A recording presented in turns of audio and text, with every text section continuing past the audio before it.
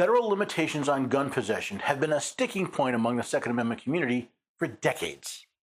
I know several groups and law firms that have been looking for the perfect case to challenge some of these laws.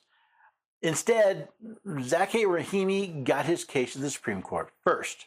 Respondent Zakeh Rahimi was indicted under 18 U.S.C. Section 922 G8, a federal statute that prohibits individuals subject to a domestic violence restraining order from possessing a firearm.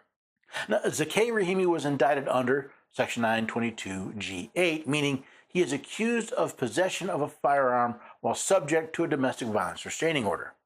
This law requires that several conditions are met regarding the restraining order before Section 922 G8 can be enforced. In particular, the order must either contain a finding that the defendant represents a credible threat to the physical safety of his intimate partner or his partner's child, or by its terms explicitly prohibit the use, attempted use, or threatened use of physical force against those individuals. Now, based on that, the first question that needs to be asked is, did the restraining order against Mr. Rahimi meet those requirements?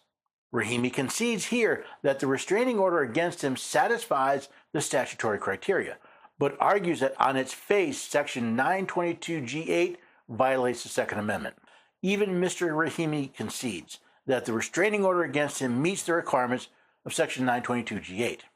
However, he contends that 922 G8 facially violates the Second Amendment.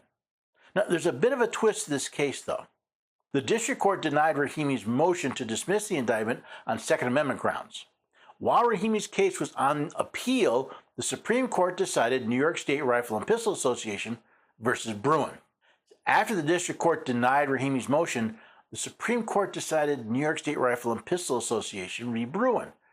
This is important because in Bruin, the court stated that a law that falls within the text of the Second Amendment is unconstitutional unless there is evidence that it fits within the traditional firearm regulations at the time the Bill of Rights and the 14th Amendment were adopted. This led to a different decision by the Circuit Court.